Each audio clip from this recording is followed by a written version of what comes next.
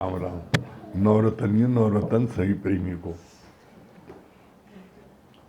अभी कितना अच्छा भजन चला है।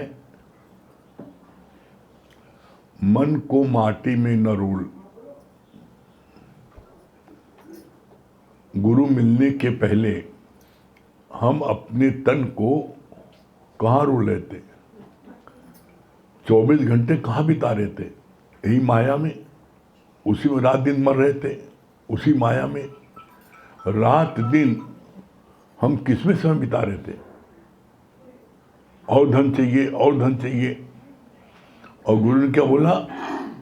समुद्र पर्यंत धन हो जाए, समुद्र पर्यंत धन हो जाए, तब भी मन को संतुष्टि नहीं मिलेगी, उसको और चाहिए। इसीलिए ये लाइन आई है, सगल सृष्टि का राजा दुखिया, प्रजा दुखिया। सारी सृष्टि का एक राजा हो, सारे संसार का एक राजा हो, वो भी दुखी है। क्यों? जब तक धन की कमाने की हवस नहीं जाएगी, मन कभी शांति से नहीं बैठ सकता। कोई 1000 पति है, वो चाहता लखपति हो जाए। जो लखपति हो चाहता करोड़पति हो जाए। जो करोड़पति हो चाहता हम जो अरबपति हो जाए। संतोष कब मिलता है? संतोष मिलता है गुरु के इस ब्रह्म ज्ञान को सुनने पर। जब हम गुरु के ब्रह्म ज्ञान को सुनते हैं तो हमें ये पता लगता है, हम चाहे कितना भी धन कमा लें, उसके बावजूद खाना है 2 रोटी और 6 फीट पर सोना है। इसके अलावा आप और कुछ नहीं कर सकते। जब 2 रोटी खाना है, 6 फीट पर सोना है, तो 10 मकान बनाए क्या जरूरत है? 2 रोटी ज़्यादा कमाने की आवश्यकता क्या है? तो यहाँ पर सत्संग में आने के बाद जब ये बात समझ जाते हैं, तब हमारे मन में आता है संतोष। इसलिए जब आवे संतोष धन, सब धन धूल समान। और संतोष बिना ज्ञान के असंभव है। कैसे असंभव है? इसका गुरु जी ने बड़ा सुंदर प्रमाण दिया है, बहुत सुंदर उदाहरण दिया है। जैसे एक छोटी से छोटी कीली लोहे की, उसको आप पानी में डाल दो, नदी में, वो तुरंत डूब जाएगी। छोटी से छोटी कीली, आज एक्सपेरिमेंट कर लेना घर जाके। किसी भगोने में, कप में, तालाब में आप छोटी सी कील, नन्ही सी, उसको आप पानी में डालो, वो तुरंत डूब जाएगी। और वही छोटी सी कील की जगह 10 मन का चद्दर हो टीन की, उसको तुम लकड़ी के नीचे लगा दो, वो तर जाएगी, वो डूबेगी नहीं। नाव के नीचे मोटी मोटी चद्दर ही लगती है लोहे की, तो नाव के साथ में वो लोहे की चद्दर भी तर जाती है। और अकेले आप एक पतली सी चद्दर डालो 1 ग्राम की, वो भी डूब जाएगी। 1 ग्राम कीली डालो, वो भी डूब जाएगी अकेले। तो इसका सिद्धांत क्या है? दुनिया में आज हर प्राणी दुनिया में डूबी तो रहा था। आज यहाँ आप सब कैसे आए हो? ऐसे आए, बड़े सीधे कोई नहीं ना। यहाँ दुखों से चोट खाई न होती तो प्रभु तेरी याद आई नहीं होती। जब 10 जूता खाए परिवार में, सगे जीजा ने, सगे साले ने, सले बहनों ने धोखा दिया, पति ने धोखा दिया, पति ने धोखा दिया, भाई ने धोखा दिया। जब ऐसा कोई सगा नहीं संसार में जिसने तुझे ठगा नहीं। याद करो बचपन से अब तक कितनी बार धोखा मिला है। और धोखा किससे मिला है? अपने वालों से धोखा मिला है। तो बोला, इसीलिए गुरु जी को यह बात बोलनी पड़ी, दुखों से चोट खाई ना होती तो प्रभु तेरी याद आई नहीं होती। शादी ब्याह में होता है, प्रभु याद आती है, तब याद आता है दादा, फूफा, चाचा, नाना सब याद आते हैं, रिश्तेदार बुलाते हो। और जब बीमार होते हो और बिस्तर पड़े होते हो, कराहते रहते हो, तब कोई बोलता हाय पापा, हाय मामा, हाय दादा, तब क्या बोलते हो? हाय माँ, हे भगवान बचा लो, हे भगवान बचा लो। तब भगवान याद करते हो। सुख में सुमरन न किया, दुख में किया याद, तो कौन तेरी सुने फरियाद। आप किसी को, अपने दोस्त को, रिश्तेदार को, पड़ोसी को, किसी को आप अपने किसी सुख में, घर में बच्चे का मुंडन है, सगाई है, शादी है, घर में बर्थडे है, फंक्शन है, कोई कार्यक्रम है, उसमें तुम न बुलाओ। और जब बच्चे को बुखार आ जाए, एक्सीडेंट हो जाए, कि चलो, कहे इतने बार 10 बार तुम्हारे घर में फंक्शन हो तो याद नहीं, अब याद आ रही है, उन्हीं को बुलाओ ना जिसको बुलाया था। तो उसी तरीके से भगवान तो है। सुख में सुमरन न किया, जब जीवन में सुख था, खूब धन दौलत थी, तो उसमें, जब धन दौलत थी तो उसमें क्लब है, पार्टी है, शराब का है, पराई स्त्री है, फलाना है, वहाँ जा रहे तो जुआ है, जप्पड़ है, कोई ऐसा बदकर्म नहीं जो छूटा हो। अधिक धन कमाने के बाद में किसी इंसान की स्थिति क्या होती है? भगवान ने बोला, money at the most can spoil a man, not make a man. जिसने भी अधिक पैसा कमाया उसके वहां बर्बादी देख लो आप।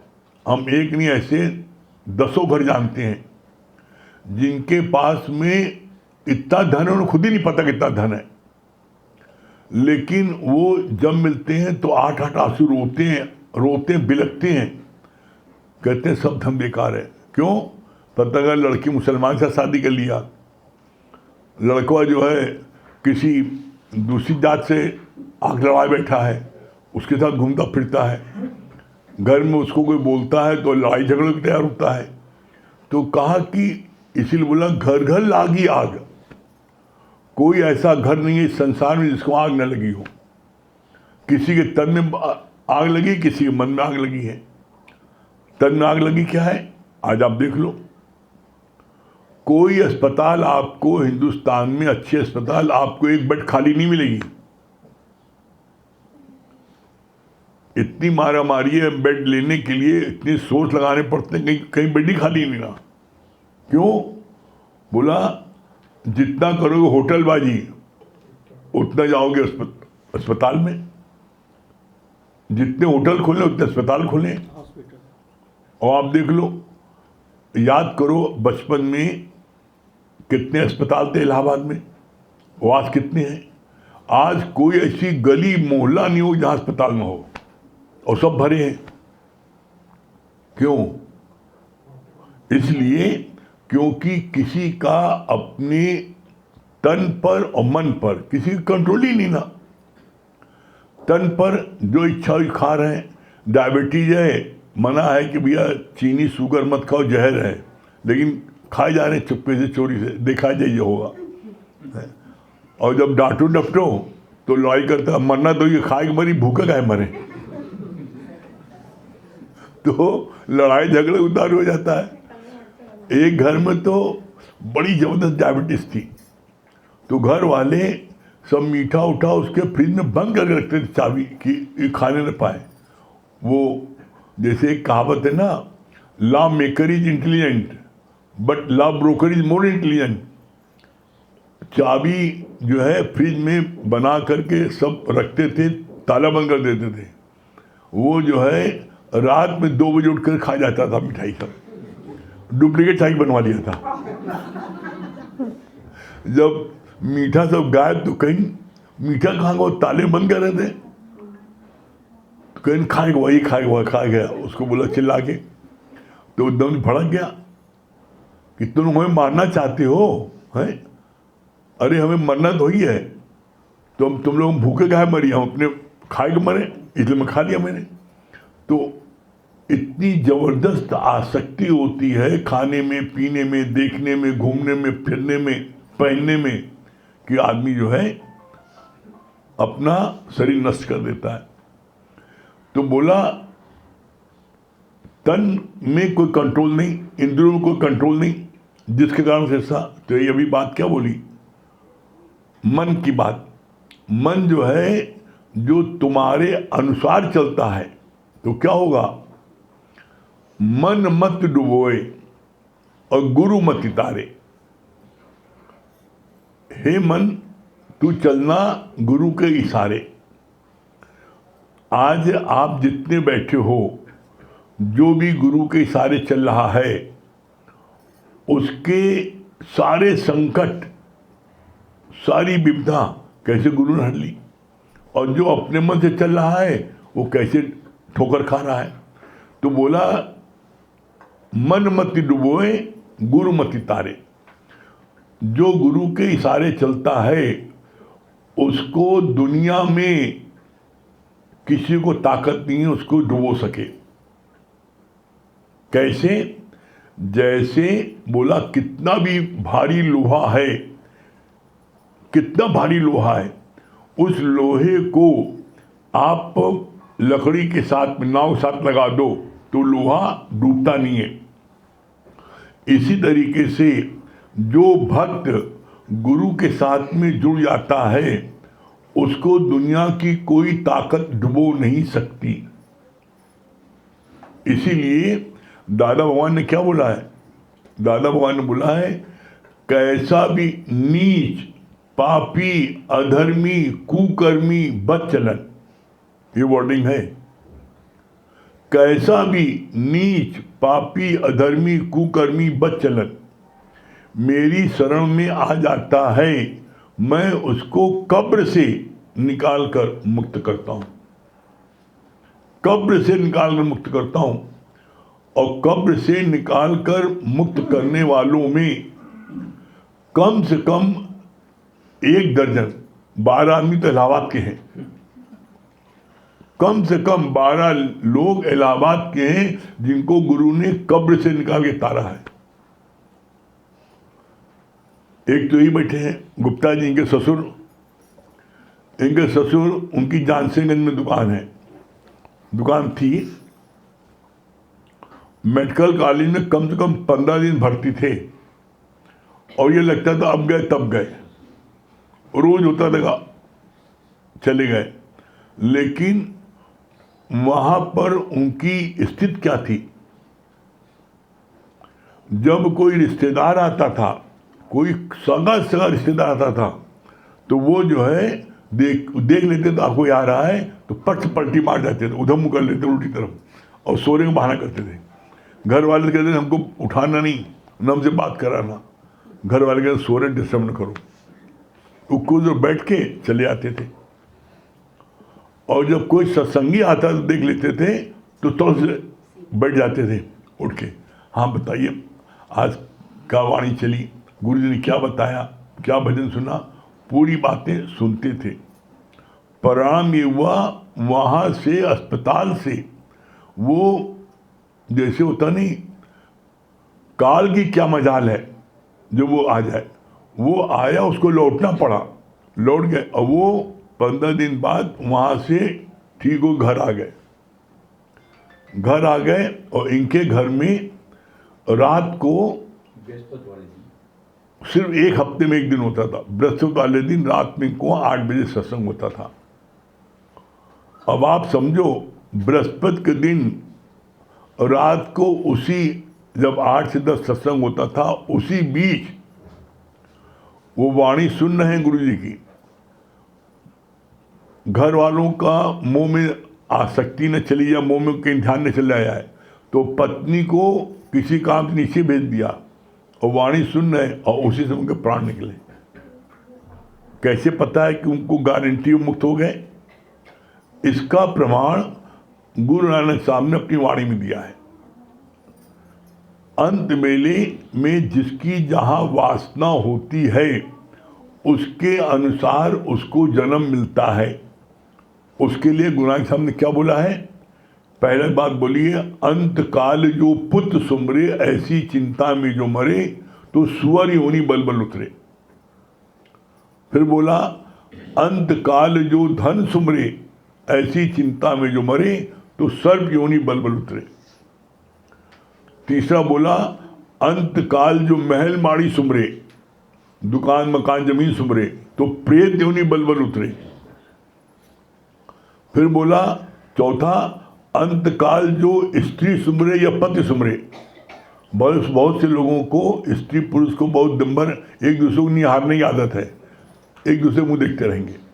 बोला अंतकाल जो स्त्री सुमरे या पति सुमरे, ऐसी चिंता में जो मरे तो वैसा ही उन बल उतरे। लास्ट में पांचवें में बोला है अंतकाल जो हरि सुमरे ते नर मुक्ता होए।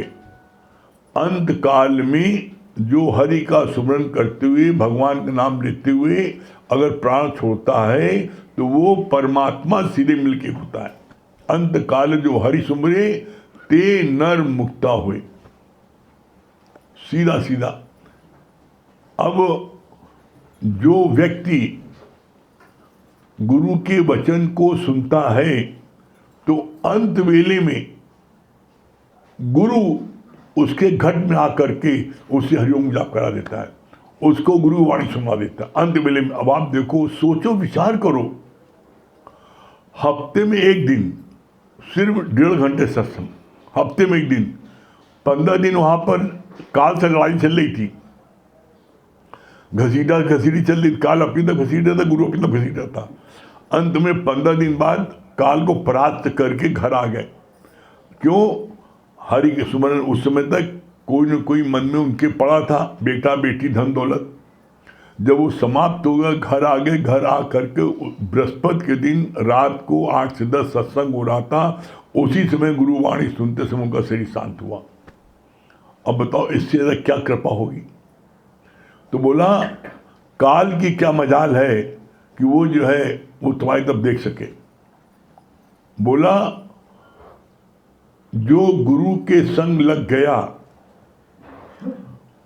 जैसे लोहा कितना भी भारी हो, कई मन का हो, वो चद्दर, वो नाव के साथ लकड़ी साथ लग जाती है तो वो लोहे की चद्दर तर जाती है नदी में। लेकिन अगर लोहा अकेले सिर्फ 1 ग्राम की कीली छोटी सी हो, उसको भी नदी में डालो डूब जाएगी। तो इसका सिद्धांत क्या है? इसका सिद्धांत है इसी तरीके से जो भी सदगुरु के संग लग गया, सत्संग का साथ लग गया, इस लक्ष्मण रेखा के अंदर रहा, तो उसको दुनिया की कोई ताकत डुबो नहीं सकती। दुनिया की कोई ताकत नहीं डुबो सकती। कैसे? इसका प्रमाण फिर है। इसका प्रमाण है जब सीता जी वन में गई राम के साथ, और जब उन्होंने डिमांड किया, सीता ने, हमें हिरन की खाल चाहिए, हमें हिरन की खाल चाहिए, बोला। और हिरन की खाल लेने के लिए, हिरन को मारने के लिए राम जब गए हैं तो उसी समय रावण भेद बदल करके आया भिखारी का, हमें भिक्षा दो। लक्ष्मण को भेज दिया सीता ने। तब लक्ष्मण ने एक लक्ष्मण रेखा खींची, कहा भाभी इसके बाद मत जाना, बस आप हमको भेज रही हो। हालांकि राम को कोई परास्त नहीं कर सकता, लेकिन मजबूरी में इतने कड़ू वचन बोले सीता ने लक्ष्मण को कि उनको जाना पड़ा। और वो जब जाना पड़ा तो लक्ष्मण रेखा खींची गई। अच्छा, इसके बाद मत निकलना। जग विजयी रावण, इतना बलशाली, वो रावण क्या हुआ? वो रावण जो है उस रेखा को पार नहीं कर पाया। जितनी बार उसने रेखा को पार करने की कोशिश की, उतनी बार जल गया और पीछे भागा। वो समझ गया कि कोई ऐसी अदृश्य शक्ति है जो कि हमको जिसका पार नहीं जाने पड़ी। तब उसने चालाकी से उसने सीता को लक्ष्मण रेखा के बाहर बुलाया कि मैं रेखा के अंदर की भिक्षा स्वीकार नहीं करता हूँ, मैं जा रहा हूँ। तो अब देखो, इस बात का ध्यान रखना आप सब भी। आप अपने घर वालों की, अपने माँ बाप की, अपने भाई की बात नहीं मानते, पराई बात मान लेते तो उस पर विश्वास कर लेते हो। अपने देवर लक्ष्मण की बात सीता ने नहीं मानी और लक्ष्मण रेखा के बाहर निकल गई रावण की बात मान के। भिक्षा ले न ले, जब घर के लोगों ने कहा कि लक्ष्मण रेखा के बाहर नहीं जाना, भिक्षा देने 100 के 2 मना कहा है, लेकिन तुमने आज्ञा के उल्लंघन किया, उसका परिणाम क्या हुआ? सीता को कितना कष्ट हुआ, रावण हर के ले गया, कितना फिर राम को कितना पुरुषार्थ करना पड़ा, राम को कितना करना पड़ा पुरुषार्थ। तो बोला इसके लिए कि यही गलती इंसान करता है, यही गलती इंसान करता है।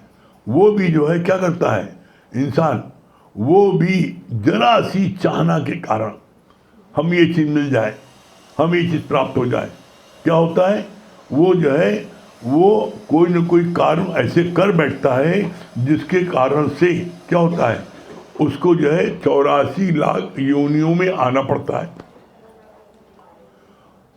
आपको 84 लाख योनि आपको झांकनी नहीं पड़ेगी यदि सिर्फ एक अपने मन से आप चाहना निकाल दो। और अगर आप चाहना निकाल दो तो आप अभी अभी भगवान हो। आप पूर्ण ब्रह्म होते हुए आप चाहना कर रहे हो, इससे बड़ी विडंबना क्या है? पूर्ण परमात्मा होते हुए आप चाहना कर रहे हो अपने मन में। कैसे? इसका प्रमाण है। क्या प्रमाण है? चाह चमारी चिमड़ियत नीचन से नीच, और तू तो पूर्ण ब्रह्म था। यदि चाहन होती भी, तुम पूरे पूरे ब्रह्म थे, एक चाहना के कारण तुम ब्रह्म से जीव बने और जी से हैवान बन गए। हैवान कैसे बने? तुमने एक चाहना की। हमारी शादी हुई 9 साल हो गया ना, लड़का बच्चा नहीं हुआ है, पीर पैगंबर और यह सब भाग रहे हो, मत्था टेक रहे हो, और किसी ने आपको ये बोल दिया कि भैया तुम्हारे बच्चा इसलिए नहीं हुआ, किसी ने तुम्हारे ऊपर जादू टोना कर दिया है, और तुम उस मौलवी और पंडित की बात मान गए, और उसने कह दिया ये जादू टोना है, हम तुम्हें मंत्र मार के फूंक के दे रहे हैं, ये 1 लोटा पानी, और तुम उसके ऊपर से ऐसे घुमा करके और चौराहे पर इसको डाल देना और एक माला चढ़ा देना, और जो इस पानी को डाकेगा उसको भी तुम्हारी बला चली आएगी, और उसके लड़का बच्चा न होई, तुम्हारे हो जाएगी। कौन ऐसा व्यक्ति है इस संसार में? हमने एक नहीं सैकड़ों को देखा है, महिलाओं को जो चौराहे पर लाके पानी डाला और खड़ी देख रही, कोई डाके, कोई डाके, हे भगवान डाक जाए, मना रे मन्नत डाक जाए, और कोई डाका, हाँ डाके भागी फिर वहां। आप देख लो अभी क्या हुआ। तुम ब्रह्म होते हुए तुमने ऐसी अशोभनीय हरकत की। यह अशोभनीय हरकत नहीं ना, हमरे बेटा हो जाए और दूसरे का बेटा ना हो, उसका बेटा तुमने छीन लिया, क्योंकि पंडित ने कहा है कि ये हम इतना जोरदार मंत्र मार के दे रहे हैं पानी कि जो इसको डाकेगा उसको नहीं होगा, तोरे हो जाएगा। तो इतनी अशोभनीय हरकत अगले के बच्चे को तुमने छीन लिया, अब हमरे बच्चा हो जाए, यह अशोभनीय हरकत तुमने क्यों की? एक चाहनी तो। और इस अशोभनीय हरकत करके तुम क्या हुए? तुम ब्रह्म होते हुए जीव बने और जीव से हैवान बन गए। हैवान बनाए किसने तुम्हें? जाना ने। ये बात हम अपने जीवन के अनुभव से करें आपको। दुनिया में यहां तक कि भगवान को भी ताकत नहीं ना कि आपको दुखी कर सके। कब? हमें किसी से कुछ नहीं चाहिए, हमें भगवान भी नहीं चाहिए, हमें कुछ नहीं चाहिए। अब ये बहुत लोग डरते हैं, अगर हम ऐसा कह दिए भगवान जो दे तो होना देगा हमें। ये कौन सी बात बता रहे हैं? भगवान हमें लड़का बच्चा देना है, धन दौलत देना, कह रहे भगवान तुमसे कुछ नहीं चाहिए, तो भगवान जो है न देगा, ऐसा नहीं। जो तुम्हारे भाग्य में है वो तुम्हें छप्पड़ फाड़ के मिलेगा। तुम्हारे भाग्य को कोई हर नहीं सकता, भगवान भी नहीं हर सकते। भगवान भी तुम्हारे भाग्य में जो बदा है, मिलना है, उसको आप मुख से बोलो नहीं चाहिए, वो छोड़ दो, आप उसको फेंको, ढकेलो, तब भी आपको मिलेगा। कैसे मिलेगा? इसका प्रमाण है, जो बात गुरु जी ने कही है उसका प्रमाण दिया है। क्या प्रमाण दिया है? बोला एक किसान बहुत ईमानदार मेहनती था, वो ईमानदारी से मेहनत से कार्य करता था। तो क्या हुआ, अपने खेत में हल जोत रहा था। हल जोतते जोतते उसका हल एक घड़े से टकरा गया। जब उसने घड़े से टकरा गया तो उसने देखा, खोदा, निकाला तो देखा वो सरफेस भरा है घड़ा, वो घड़ा सरफेस भरा है। तो उसके मन में आया कि नहीं, ये मेरी मेहनत करनी है, ये तो किसी का है, मैं किसी अमानत क्यों लूँ? तो उसने उस धन को क्या किया, मट्टी से पाट दिया, दबा दिया और उसको वहाँ से निकाला नहीं। और घर आकर के खाना पीना खा करके लेटा तो उसने अपनी पत्नी से ये बात शेयर की कि आज हल चलाते समय एक घड़ा बड़ा सा मेरे हल से टकराया और मैंने देखा कि वो सरफेस भरा है, लेकिन मेरे अंदर वाले भगवान ने, अभी भजन गाए ना, तोरा मन दर्पण कहलाए और भले बुरे सारे कर्मों को देखे और दिखाए। तो तुम्हारा मन तुम्हें अच्छे बुरे सब कर्म दिखाता है। तो मन ने कहा ये मेरा कमाई पैसा नहीं है, ये किसी और का है, इसको नहीं लेना चाहिए। उसने गाड़ दिया। अपनी पत्नी को ये बात बता रहा था। जब अपनी पत्नी को बात बता रहा था तो एक चोर वहाँ अंदर घुसा था चोरी करने के लिए।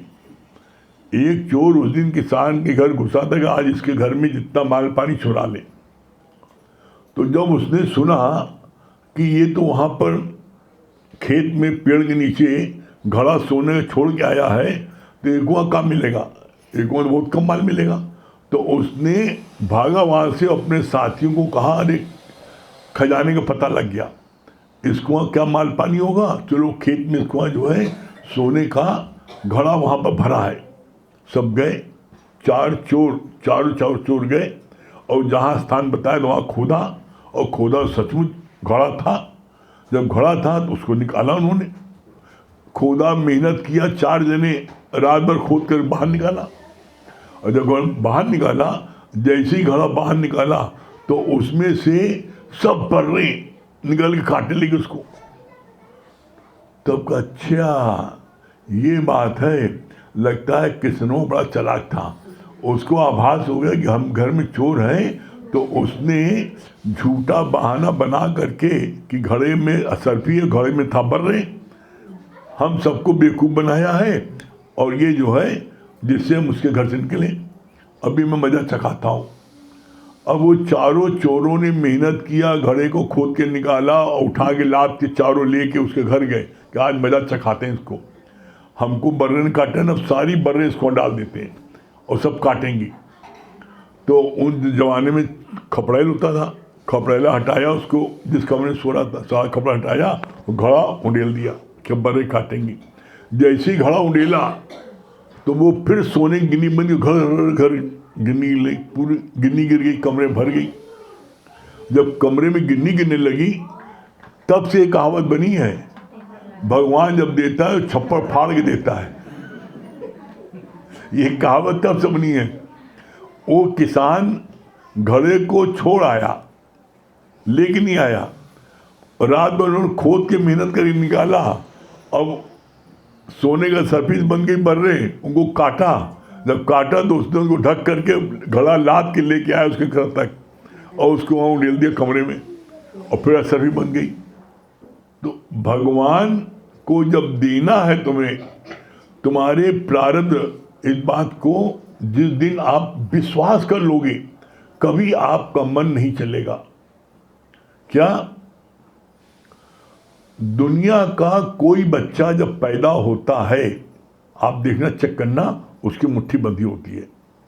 दुनिया का कोई बच्चा पैदा होगा, हिंदू, मुसलमान, सिख, ईसाई, किसी धर्म का बच्चा जब पैदा होगा तो उसकी मुट्ठी से बंधी होती है। मुट्ठी बंधे होने का सिद्धांत क्या है? वो अपने मुट्ठी में अपनी प्रारब्ध लेके आता है। वो प्रारब्ध उसकी कोई ले नहीं सकता, वो जहां रहेगा वो प्रारब्ध वहीं टिकेगी। ये विश्वास आपको करना पड़ेगा, और जिसने ये विश्वास कर लिया तभी उसको वो फल मिलेगा। कैसे? इसका ही प्रमाण है। क्या प्रमाण है? न मैं काबे में, न मैं कैलाश में, न मैं मंदिर में, न मैं मस्जिद में, मैं तो विश्वास में और खोजी हुए तुरंत मिल जाए एक पल की तलाश में। परमात्मा कहाँ है? विश्वास में। इसीलिए कहा जाता है गुरु में जिसके मन में ये तीन चीजें नहीं होंगी उसको मुक्ति, उसको मंजिल प्राप्त नहीं हो सकती है। वो तीन चीजें कौन सी हैं? गुरु के प्रति आपको रखनी पड़ेगी, या जहां पर आपकी श्रद्धा है वहां सुनो, लेकिन जब तक जहां भी सुनो, लेकिन ये तीन चीजें अपने मन में आपको लानी पड़ेगी यदि आप चाहते हो मंजिल मिल जाए, मुक्ति मिल जाए। वो तीन चीजें क्या हैं? पहली अंधी श्रद्धा, दूसरा अटूट विश्वास, और तीसरा अथाह प्रेम। ये तीन चीज जिसके पास आ गई उसको दुनिया की किसी में ताकत नहीं उसको मंजिल तक पहुंचने से रोक सके और मुक्ति से रोक सके। गारंटेड है कि मंजिल तक पहुंचेगा, मुक्ति को प्राप्त करेगा और हजारों को मुक्त करेगा। वो कैसे? इन तीनों के पक्ष में भगवान ने प्रमाण दिया है। विवेकानंद बहुत पढ़े लिखे थे।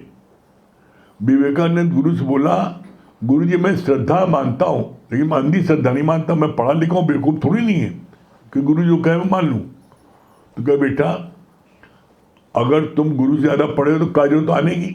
तुम पढ़ो, अपने घर में पढ़ो, और तुम गुरु शिक्षा क्यों ले रहे हो? और क्या श्रद्धा को जो है, श्रद्धा की आँख होती है? जिसको ये श्रद्धा है, भगवान राम अयोध्या में पैदा हुए, भगवान राम का मंदिर यहाँ है, तो कितना हजारों लोगों का गोली चली, मर्डर हुआ, लेकिन क्या कोई माना? आज भी श्रद्धा है ना, लोग जाते हैं ना। लोगों को ये श्रद्धा है कि दुनिया में कहीं संगम नहीं है, सारे तीर्थों का राजा प्रयागराज है संगम, जो यहाँ डुबकी लगा लेगा मुक्त हो जाएगा। तो पूरे वर्ल्ड से लोग यहाँ कुंभ में आते ही नहीं आते, लाखों रुपए खर्च करके आते नहीं आते? श्रद्धा है ना, आते भी तो। बोला अंधी श्रद्धा। कितने लोग हम देखते हैं पैदल एक मन का बोझा सिर्फ लादे पैदल 50-50 किलोमीटर से गंगा जी नहाने आते हैं। देखते हैं रास्ता बंद है, उनको श्रद्धा है तभी तो आते हैं। तो अंधी श्रद्धा, जिसके अंदर अंधी श्रद्धा होती है, आप देखो 40-50 किलोमीटर पैदल वो इतना बोझ लाद के आते हैं और गंगा स्नान करते हैं। उनको अंधी श्रद्धा है कि हम तरेंगे। बोला पहला है अंधी श्रद्धा, दूसरा है अटूट विश्वास। गुरु में, परमात्मा में आप जब अटूट विश्वास रखोगे तभी मुक्ति मिलेगी। कैसे? जैसे आप टेलीफोन के बूथ में, पहले टेलीफोन का बूथ होता था, उसमें 1 रुपए का सिक्का डालो तो तुरंत उधर से आवाज आती थी, हेलो, बात होने लगती थी। इसका सिद्धांत क्या? इसी तरीके से जिसके मन में अटूट विश्वास होगा, वो जब चाहेगा भगवान से बात कर ले, जब चाहे भगवान से कनेक्शन जोड़ ले। लेकिन अगर 2 अठन्नी, वो भी 1 रुपए के बराबर है, 2 अठन्नी उसमें डाले और तब बात करें, बात नहीं होगी। तो बोला अटूट विश्वास। गुरु में अटूट विश्वास हो, जो मेरा गुरु कर रहा है वही, my master is always right, maybe I wrong, हम गलत हो सकते हैं, मेरा गुरु गलत नहीं हो सकता है। तो ये मन में आपको विश्वास रखना पड़ेगा। और तीसरा है अथाह प्रेम। जिसके मन में अथाह प्रेम होता है वो जो है उसको काल की मजाल के उसको देख सके। कैसे? इसका प्रमाण है, जब सब लोगों ने इस बात को बोला कृष्ण का मेरे से अथाह प्रेम है, मैं कृष्ण के लिए जान दे सकता हूं, तो कृष्ण ने कहा सब झूठे मक्कार, जान दे बोलते समय देता कोई नहीं ना, अभी सब परीक्षा हो जाती है कौन सच्चा कौन झूठा। तो कृष्ण ने क्या लीला रची कृष्ण ने लीला रची कि पेट में दर्द हो रहा है बहुत, और चिल्लाने लगे पेट में दर्द हो रहा है, बचाओ बहुत दर्द हो रहा है। और वैद्य के मुख से कहला दिया कि कोई व्यक्ति अपने पैर की धोन दे दे और वो धोन पी ले कृष्ण, तो इनके पेट का दर्द ठीक हो जाएगा। अब जितने मक्कार थे सबसे कहा गया, जितने लोग कह रहे थे मैं भगवान को जान दे सकता हूँ, तो उनसे कहा गया भैया पैर की धोन दे दो, भगवान का पेट का दर्द ठीक हो जाए। कहे हम ही मिले हैं नरक जाने के लिए, और कोई दूसरा नहीं मिला, हम नहीं देंगे भैया, हमें नरक नहीं आना है।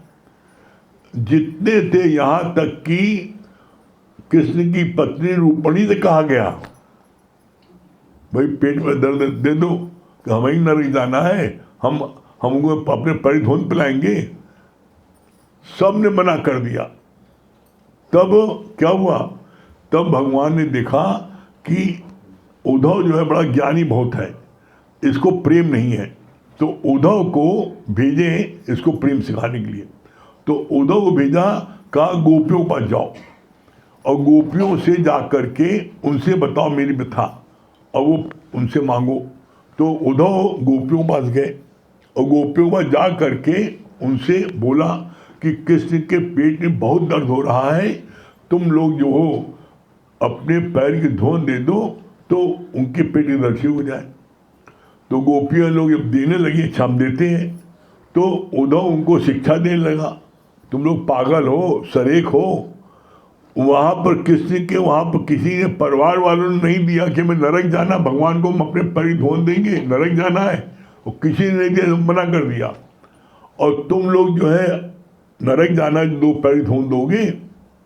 तब गोपियों का उत्तर सुनने लायक था। इसको बोलते हैं अथाह प्रेम। अथाह माने जिसके कोई था न लगा सके कितना प्रेम है। तब गोपियों ने बोला उद्धव को, अपनी ज्ञान की पोथी अपने पास रखो, ऐसा न हो कि हमारे विराम में तुम्हारे ज्ञान की पोथी जल जाए। और नरक कहते हो, 1000 घोर नरक मिले, 1000 घोर नरक मिले, उसके बाद भी मेरे प्यारे कृष्ण का पेट का दर्द सीखो। सब ने अपने पैर धोन दे दी, सब गोपियों ने अपने पैर की धोन दे दी। उनका लक्ष्य था किसी तरीके मेरे प्यारे कृष्ण के पेट का दर्द सीखो, भले में नरक मिल जाए। क्या ऐसा प्यार किसी का है? बोलो, है? है? है? अभी तक तो नहीं था गुरु जी, लेकिन अब आपके श्रावण जब से आ गए हैं। मतलब उन सारी गोपियों ने ये बोला, ऐसे 1000 नरक मिल जाए हमें मंजूर है, लेकिन मेरे प्यारे कृष्ण के पेट का दर्द सीखो। सबने अपनी पैर धोन दे दी। इसीलिए दुनिया के किसी शास्त्र पढ़ लो, आप दुनिया के शास्त्र पढ़ लो, चाहे रामायण पढ़ो, चाहे भागवत पढ़ो, चाहे कुरान पढ़ो, चाहे बाइबिल पढ़ो, किसी शास्त्र पढ़ो, सारे शास्त्रों का अंतिम निचोड़ क्या है? प्रेम ही परमात्मा है। बस आप प्रेम करते जाओ। और ये बात अपने जीवन के अनुभव से कह रहे हैं। यदि आपको एवरलास्टिंग हैप्पीनेस चाहिए, मन में परम शांति चाहिए, आनंद चाहिए, तो आप सिर्फ सबको प्यार करते जाओ, बस कुछ नहीं चाहो, हमें किसी को नहीं चाहिए। इसका प्रमाण है, जब एक जड़ गुलाब, उसको चाहे तो अपने सूट में लगाओ तो खुशबू देगा, चाहे मुट्ठी से मसल दो और चाहे पैर से मसल दो तब भी खुशबू देगा। एक जड़ चीज हमें शिक्षा देती है कि उसको तुम कहीं भी लगाओ वो खुशबू देगा। एक इंसान ऐसा है जो कि जो है वो सबको जो है सबको प्यार नहीं दे पाता।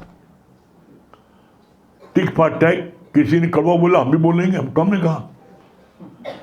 तो टिक फॉर टैग कौन करता है? टिक फॉर टैग करता है ज्ञानी, जो गुरु शरण आता है, जो गुरु भक्ति मिली उन्हें आता है, वो सिर्फ प्यार। और जब आप सिर्फ प्यार देते जाओगे, कुछ नहीं चाहिए हमें, आप प्यार देते जाओगे, तब आप देखना आपको मिलेगी एवरलास्टिंग हैप्पीनेस। और यहाँ पर आता है लास्ट स्थिति आती है। लास्ट स्थिति क्या होती है? निर्विचार समाधि। मन में कोई विचार ही नहीं आएगा, एकदम शांत। कैसे शांत? जैसे कोई आप लोगों में जो लोग नैनीताल भीमताल गए होंगे तो झील होती, वहाँ झील है और झील बड़ी गहरी होती है, 1000 फीट गहरी होती है। उस झील को आप देखो, नाव से जाओ तो झील एकदम शांत रहती है, एकदम पानी स्थिर, एक जरा उसमें लहर नहीं होती। लहर कब आती है? हम लोग गुरु जी साथ थे, नाव से घूम रहे थे, तो गुरु जी ने दिखाया, देखो झील कितनी शांत है। इसी तरीके से तुम्हारा मन भी इसी तरह शांत है। झील में एक सिक्का फेंका गया, जैसे सिक्का फेंका, जहां सिक्का गिरा उसके चारों तरफ लहर बन गई। कहा इसी तरीके से तुम भी झील का शांत हो, लेकिन जिस समय तुम कोई चाहना रूपी सिक्का फेंकते हो तो वहां लहर बन जाती है। लहर बनी कब? चाहना। इसीलिए गुरु जी ने बोला है, चाह चमारी चिमरियत नीचन से नीच, और तू तो पूर्ण ब्रह्म था। यदि चाहन होती भी, तुम पूरे ब्रह्म होते हुए एक चाहना के कारण ब्रह्म से जीव बन जाते हो। इसलिए ये सत्संग भवन कल्प वृक्ष है। यहाँ पर ये गुरु से प्रार्थना करो, गुरु जी आज और अभी से हमें किसी से कुछ नहीं चाहिए। मन में भावना रख लो, किसी से कुछ नहीं चाहोगे तब भी जो चीज़ तुमको मिलनी है मिल कर रहेगी, छप्पर फाड़ के याद रखना, हिम्मत सोचो नहीं मिलेगी, मिलेगी। लेकिन तुम चाहना नहीं रखोगे तो दुनिया की कोई ताकत तुमको दुखी नहीं कर सकती। तुम्हारी चाहना ही तुम्हें दुखी करती है। करके देख लो, और अगर वो चीज प्राप्त न हो तब कहना। क्यों अर्पणा जी क्या बता रही हैं? हरिओम गुरु जी, सबसे अच्छी बात एकदम सही है कि गुरु के प्रति विश्वास, अटूट प्रेम, अंधी श्रद्धा, ये हमारे हमको अगर रखनी है तो सही बात। गुरु का संग इतना अच्छा, आप खुद बता रहे हैं कि 2 महीने में कैसे जीवन का परिवर्तन हुआ। एक एक दिन, हर दिन एक सीख दी। शायद दुनिया में लोग आपको शब्दों से तौलते होंगे, लेकिन मेरे लिए आप निशब्द हो गुरु जी। बिल्कुल शब्द ही नहीं है कि मैं आपके किस शब्दों से प्रशंसा करूं। आज एक छोटा सा भजन तैयार किया है, इसमें बस अपनी ही एक करुणा और विश्वास है कि ये ऐसी श्रद्धा विश्वास हमारे अंदर आप और लाइए कि मैं आपके साथ जुड़कर आपके कार्य को आगे बढ़ाऊं। ज्योत से ज्योत जलाओ, सतगुरु